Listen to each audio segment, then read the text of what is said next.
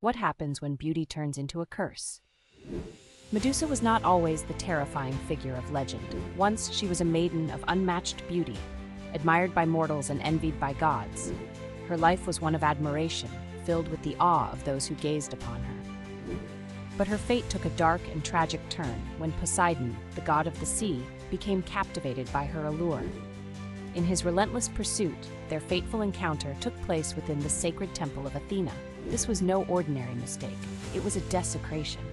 Enraged by the violation of her sacred space, Athena's wrath was swift and unforgiving. But instead of punishing Poseidon, the goddess directed her fury toward Medusa. In an act of divine retribution, Athena cursed the once beautiful Medusa. Her flowing locks turned into writhing serpents, and her enchanting gaze became a weapon of unimaginable power. Anyone who dared to look into her eyes would be turned to stone. What had once been Medusa's blessing was now her eternal torment. Isolated from the world, feared by all, Medusa became a prisoner of her own beauty, her life forever changed by the cruel twist of fate. No longer the admired maiden, she was now a creature of terror, her beauty transformed into a weapon of destruction. And so Medusa's tragic story began, with no path forward but one of fear and isolation. Hidden away in a desolate corner of the world, Medusa's fearsome legend loomed large. Meanwhile, in a distant kingdom, a young hero named Perseus was on the cusp of his own perilous journey. The cunning king Polydectes, eager to rid himself of Perseus, devised an impossible challenge: bring back the head of Medusa, the Gorgon whose gaze turned men to stone.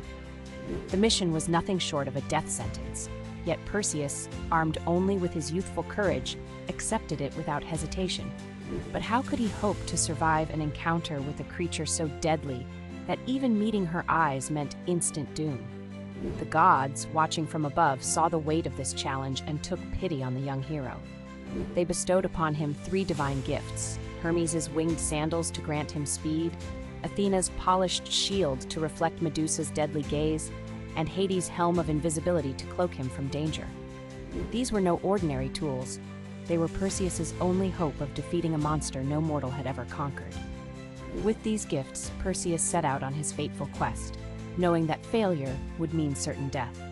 Yet with each step, the stakes grew higher, and the shadow of Medusa loomed ever closer. The gods had armed him, but it was Perseus's own courage and cunning that would decide his fate. Perseus's journey led him far beyond the familiar world, to a barren and forsaken land where the Gorgons, Medusa, and her sisters made their home.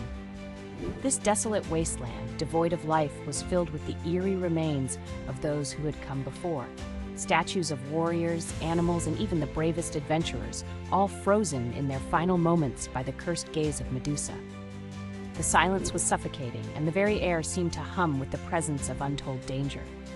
Each step brought Perseus closer to his destiny, and the weight of his mission pressed down heavily upon him. Failure meant becoming one more lifeless figure in this nightmarish gallery. But Perseus was no ordinary hero. Armed with the gifts of the gods, Hermes' winged sandals, Hades' helm of invisibility, and most crucially Athena's mirrored shield, he knew the path ahead required not just strength, but strategy. As he neared Medusa's lair, the sound of his heartbeat seemed to echo in his ears. He tightened his grip on the shield, not daring to look directly at the monster who lay ahead. The polished bronze reflected her image, distorted and faint, but clear enough to guide him. Every breath, every footfall was a calculated risk. One wrong move, one mistimed glance, and he would become yet another victim of her petrifying curse. With each silent step, the tension mounted, the air thick with anticipation, as Perseus crept toward the moment that would decide both his fate and hers. The moment had come. Perseus could feel the weight of his task pressing down on him as he approached the sleeping Medusa. Her monstrous form lay still, her serpent hair coiling gently in her slumber. His pulse quickened, but he kept his focus, knowing there would be no second chance. Gripping his sword tightly, Perseus raised Athena's polished shield, careful not to meet Medusa's gaze directly. Every movement was measured, his breath shallow but steady. The mirrored surface of the shield was his only guide, reflecting the horrifying figure before him. In a single, decisive strike, Perseus brought the blade down. The sound was brief, sharp, and final. Medusa's head, still alive with deadly power, tumbled into his sack. Silence followed, but it wasn't the peaceful kind. It was the silence that comes before chaos. Her sisters, the other Gorgons, stirred from their sleep, realizing what had just happened. The air thickened with their fury, their shrieks piercing the night. Perseus didn't waste a moment. Grabbing the sack that now contained Medusa's head, he activated the Helm of Invisibility and vanished from sight. The Gorgons, blinded by their rage and unable to see their foe, lashed out in vain. Perseus, heart racing, slipped past them, his body invisible, but his mind all too aware of how close he had come to joining Medusa's many petrified victims. He had done the impossible, slain the unkillable monster, and yet his journey was far from over. Even in death, Medusa's curse remained alive. Her severed head, once a symbol of terror, was now an unthinkable weapon in Perseus's hands. As he journeyed back home, the Gorgon's lethal gaze became his greatest defense. When the sea monster threatened Andromeda, the petrifying stare of Medusa turned it to stone with ease. Along his path, any enemy foolish enough to stand against him was met with the same fate, the head of Medusa bringing swift and silent death to all who dared challenge the hero. Though Medusa herself had been vanquished, her legacy was far from over. Her power, cold, relentless, and eternal, lived on through Perseus. But with this immense power came a troubling question. What would Perseus do with such a dangerous gift? The head of Medusa, so capable of destruction, had proven its usefulness in dire moments, yet it was not a weapon one could wield lightly. Would Perseus continue to use it as a force for justice, or could it turn into something darker, something capable of spreading chaos and fear? Medusa's curse, even in her absence, carried weight, and now it was Perseus who bore that burden, walking the fine line between heroism and devastation, knowing that one wrong use of this deadly gaze could change everything. When Perseus returned to his homeland, he found the kingdom still gripped by the iron rule of King Polydectes, the very man who had sent him on what was supposed to be an impossible quest. Polydectes never believed Perseus would return alive, let alone succeed in slaying the feared Gorgon, Medusa. But Perseus was no longer the boy who had left. He was a hero now, armed with not just experience but Medusa's head, a weapon of unimaginable power. With the weight of his victories behind him, Perseus made his way to the court of Polydectes, ready to face the king who had betrayed him. In a tense moment, the court fell silent as Perseus stepped forward, revealing the head of Medusa, still brimming with its deadly power. Polydectes and his followers barely had time to react before the Gorgon's gaze turned them all to stone, their expressions frozen in shock. What had once been a symbol of terror was now the key to liberation. The tyrant was no more, and the people of the kingdom were finally free. Perseus had not only fulfilled his mission, but he had transformed Medusa's cursed legacy into one of justice.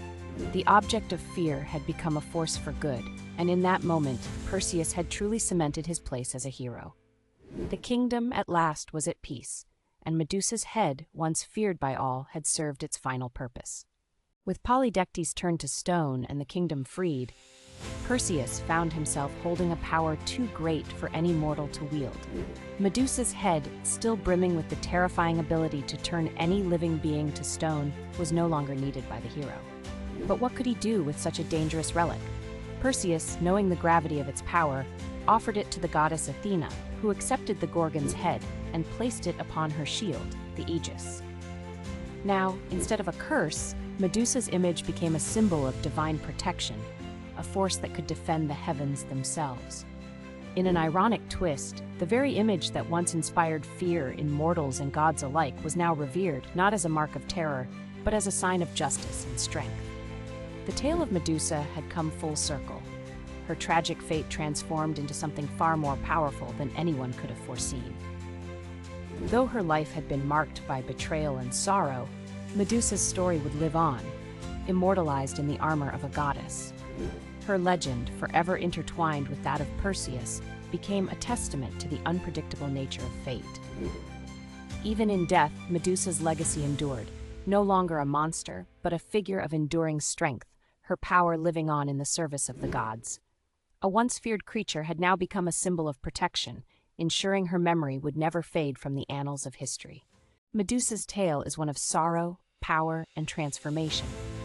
Once she was a beautiful maiden, admired by gods and mortals alike, her life filled with innocence and grace. But her beauty became her curse when Poseidon pursued her in Athena's sacred temple, igniting the goddess's wrath. As punishment, Athena transformed Medusa into a terrifying creature, her hair replaced by writhing snakes, her gaze deadly to anyone who met it. Medusa became a prisoner of her own reflection, exiled from the world, feared by all. Her isolation was as deep as her curse, her monstrous form a cruel twist of fate. Yet, even as a monster, Medusa's power could not be denied. Her story took another turn when Perseus, the young hero, was sent to slay her. Armed with gifts from the gods, Perseus did what no one else could. He approached Medusa without looking into her eyes, using a mirrored shield to strike the fatal blow. Even in death, Medusa's head retained its deadly power, transforming those who dared to challenge Perseus into stone. But Medusa's legacy did not end there. Her severed head, placed upon Athena's shield, became a symbol of protection, turning her curse into a source of divine power. Medusa's story transcended her tragic fate, becoming a legend that blurred the lines between victim and villain, beauty and terror, life and death. Her gaze, though long extinguished, still holds the world in thrall, a reminder that even those cursed by the gods can leave an indelible mark on history.